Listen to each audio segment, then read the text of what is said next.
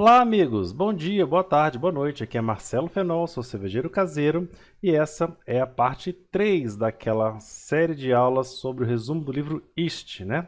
Se você ainda não assistiu às aulas 1 e 2, recomendo que você dê uma olhada e não precisa seguir a ordem. Pode assistir essa e ver a 1 e 2 ou pode assistir 1 e 2 e depois ver essa. Elas não estão numa sequência lógica, então tanto faz uma como a outra. Você vai aprender um monte de dicas do livro Ist, considerado por mim um dos melhores livros sobre fermentação, sobre leveduras, beleza? Se você ainda também não conhece meu curso, conheça agora mesmo cursodecervejaartesanal.net, um lugar onde eu posso oferecer todo o meu conhecimento de cerveja em um curso muito bem elaborado, com 12 módulos, mais de 800 tópicos detalhados aí em aproximadamente 50 a 60 horas aulas, ok? Então, dá uma olhadinha lá, cursodecervejaartesanal.net, onde além das aulas também posso oferecer aí um suporte técnico, né, uma mentoria, um bate-papo muito maior, muito mais completo do que aquele que eu consigo fazer aqui no YouTube, beleza? Então, continuando agora, nossa aula número 3. Existem enzimas envolvidas em todas as fases do processo de fermentação: maltagem, trituração, fermentação. As leveduras contêm enzimas para fermentação. Beleza, então o importante dessa etapa aqui, além daquelas enzimas alfa, beta amilase que nós conhecemos, que são produzidas durante a malteação, importantíssimas para a quebra dos açúcares, é importante saber também que existem outras enzimas presentes ou que podem ser adicionadas externamente pelo cervejeiro, né? Comprando enzimas e utilizando essas enzimas, e elas podem afetar a sua fermentação. Grosso modo, as enzimas podem trabalhar, por exemplo, para fazer uma quebra maior do açúcar numa mosturação que não foi muito boa, para quebrar demais mesmo o açúcar para produzir uma cerveja extremamente leve, como no caso de uma Brut IPA, ou enzimas especiais, como por exemplo a beta-glucosidade. Eu vou estar falando especificamente sobre a beta-glucosidade num outro vídeo, mas só dando um spoiler aqui, beta-glucosidade é uma enzima que vai potencializar o aroma da sua lupulagem, tá? Vai fazer a sua lupulagem crescer ali 50% em qualidade e presença sensorial, beleza? Beta-glucosidade. Um spoiler, beleza? Continuando. Parada proteica também pode ter um impacto na fermentação. Parada proteica, lembrando, aquela paradinha antes das rampas de sacarificação, ali em torno dos 40 ou 50 graus, né? Parada proteica pode aumentar os níveis de aminoácido no mosto. O aminoácido ele é um nutriente importante. Isso não é necessário quando se usa maltes bem modificados, porque os maltes bem modificados são facilmente quebrados pela levedura, facilmente fermentáveis. Mas os maltes submodificados, ou não maltes, né, grãos puros, e também o grão Pilsen de 6 fileiras podem exigir um descanso proteico. E eu vou um pouquinho mais além. Os grãos feitos no Brasil, em toda a América Latina, eles têm uma quantidade de proteína um pouco maior e é benéfico você fazer uma parada proteica. Não só pela questão da geração de aminoácidos, importante para a fermentação, mas também para clarificar mais o seu mosto e diminuir aquela produção de bolhas enormes.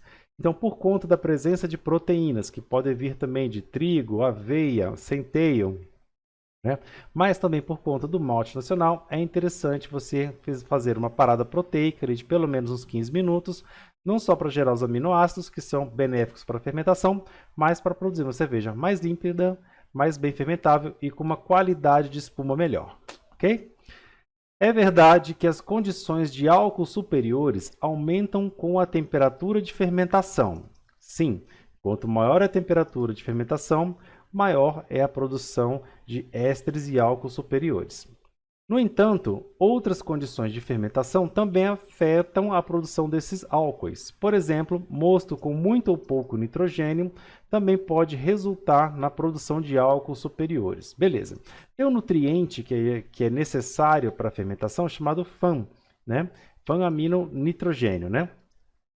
E esse FAM ele é produzido durante uma parada proteica, como a gente falou, e ele pode ajudar em algumas fermentações. Só que se você colocar também nitrogênio em excesso, por exemplo, colocando muito Saccharomyces, muito nutriente, aqueles em pó, muita levedura de cerveja morta, por exemplo, né? Levedura de cerveja, que é levedura morta, você pode acabar exagerando na quantidade de nitrogênio e pode acabar produzindo ésteres demais, ok? Então, é mais uma recomendação, toma cuidado e se você está tendo esse tipo de problema, verifique se não é muito nitrogênio que você está colocando aí na tua cerveja, ok? Abaixar abruptamente a temperatura de fermentação, ou seja, tal do cold crash, né? Fazer um cold crash muito cedo na fermentação impede que a levedura reduza o diacetil, gerando uma cerveja com nível detectável de diacetil. Então, em alguns casos, principalmente leveduras lagers, né? E principalmente também o malt pilsen, eles requerem um descanso de acetil depois ali da fermentação. Então, qual que é o ideal? Que você faça uma rampa ascendente ou que depois da sua temperatura de fermentação, quando atingir OG, você prove a sua cerveja detectando de acetil, faz ali um acréscimo de 2 graus, né? E aguarde mais alguns dias para que a levedura tenha tempo de processar esse diacetil. E aí vai acabar sumindo da tua cerveja.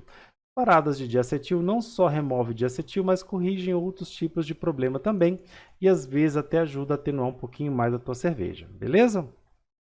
Em casos mais graves, você pode tentar fazer uma ressuspensão da levedura, colocando um pouco de CO2 ali por debaixo. Mas não levanta demais e também depois de ressuspender a temperatura, dê um tempo para tudo assentar, porque junto ali com a levedura tem compostos de sabores ruins que podem gerar off-flavor na cerveja final. Então o ideal é que a levedura processe isso daí e que tudo decante, flocule e que você faça uma maturação prolongada sempre que agir nesse tipo de processo. Ok? Muitas leveduras podem produzir pequenas quantidades de enxofre em condições estressantes, principalmente as lagers, né? Principalmente fermentações em baixa temperatura com pitch rate muito baixo. Como alta pressão, deficiência nutricional, grandes variações de temperatura ou temperatura de fermentação muito fria. Então, já falei algumas coisas, né? Alta pressão, fermentadores fechados, fermentadores industriais, né? Deficiências nutricionais, cervejas de baixa OG sem nutrientes, né? Com pitch rate baixo. Grandes variações de temperatura, principalmente aquelas temperaturas, fermentações feitas em temperatura ambiente ou temperatura de fermentação muito fria. Estamos falando aí das lagers, né? Então, caso ocorra a produção de enxofre, um dos remédios para isso é o descanso de acetil, ok? O óxido de enxofre, ele também é facilmente expelido, então se não está resolvendo uma maturação, você também pode jogar CO2 por debaixo, deixar borbulhar e ele vai acabar limpando aquilo lá. Mas é importante que antes que você faça essa tarefa, nesse procedimento, que você purgue a sua levedura antes de jogar o CO2, senão você está jogando lixo para cima também, beleza? A última de hoje, existem alguns truques para adicionar levedura, agora o assunto é fermentação mista, tá? Existem alguns truques para adicionar levedura a uma fermentação já em andamento. Então olha só, começou a fermentar, está falando de colocar uma segunda levedura. Como a fermentação é desprovida de oxigênio, já consumiu todo o oxigênio pela primeira levedura e você não pode oxigenar de novo, e o álcool está presente e dificulta ali, né, a saúde da levedura, a levedura precisa estar em um estado muito ativo. Olha, precisa estar ativa, né? Eles devem ter passado por uma fermentação ativa, seja de um starter, ou seja, você precisa propagar e fazer um starter bem ativo, pegar ali 24 horas antes dela mesma flocular, né, quando o Krausen ali no teu starter ainda está ativo, da propagação, ou de uma fermentação ativa de 1 ou 2 dias, quando inoculada na cerveja, ou pegar, por exemplo, o High Krause de uma outra cerveja e trazer ali para aquela sua cerveja que você quer adicionar essa segunda levedura. Eu não vou entrar no mérito aqui, né, por que adicionar outra levedura. Mas lembrando, se você precisa adicionar outra levedura, às vezes pegar um saquinho e simplesmente jogar lá dentro não vai resolver o seu problema. Você precisa fazer um starter, precisa fazer uma propagação, uma quantidade maior e uma saúde melhor, beleza? Dá tempo de mais um. A maioria das cepas de levedura de cervejeiros cresce em uma taxa semelhante na fermentação da cerveja. Está dizendo o seguinte, que a propagação da maioria das cepas é equivalente, né? São parecidas. Portanto, a concorrência raramente é um fator ao misturar 2 ou mais cepas. Beleza, o que está dizendo? Que você não tem que se preocupar, na maioria das vezes, ao inocular dois tipos de leveduras que uma vai crescer demais. É claro que se você pegar os datasheets, por exemplo, vou pegar o caso aqui da Fermentes e observar como é que a taxa de crescimento da levedura Abai e comparar com taxa de crescimento de S05, S04, T58, você vai ver que a Abai é muito mais lenta. E se você quer misturar Abai com outra levedura, é preciso pensar nesse processo de atuação. Mas se você quer, por exemplo, fazer um trabalho que é muito comum, como diminuir a picância do T58 numa belga, você pode colocar ali meio a meio, né? Colocar metade de um pacote de T58, metade de um pacote de S05 e fazer uma fermentação meio a meio. Você vai ter ali o crescimento proporcional das duas leveduras e vai acabar gerando uma cerveja menos picante do que se fosse feita só com T58, ok?